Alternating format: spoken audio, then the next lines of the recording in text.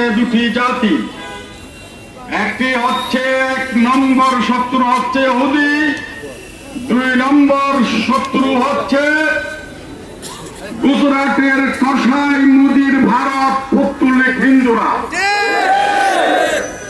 আপনারা দেখেন, একদিকে জায়নবাদ ইসরায়েল যেমন ফিলিস্তিনের মুসলমানদের উপর গণহত্যা চালাচ্ছে, সেই গণহত্যা অবিলম্বে বন্ধ করতে হবে।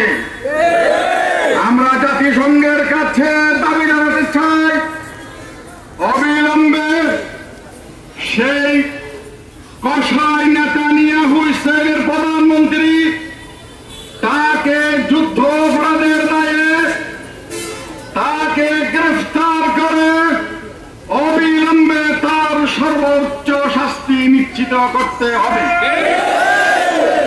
একদিকে মুসলমানদের ১ নম্বর শত্রু ইহুদিরা যেমন ফিলিস্তিনে গণহত্যা চালাচ্ছে, অন্যদিকে ভারতের কসাই মুদির ভারত মুসলমানদের হাজার হাজার বছরের ওয়াকফ সম্পত্তিকে বাজেয়াপ্ত করার জন্য আজকে চক্রান্তে মেতে উঠেছে।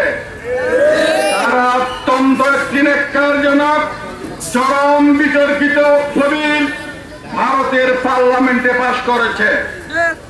আমরা এর তীব্র নিন্দা জানাচ্ছি এবং দাবি জানাচ্ছি, অবিলম্বে এই বিতর্কিত ওয়াকফ বিল বাতিল করতে হবে।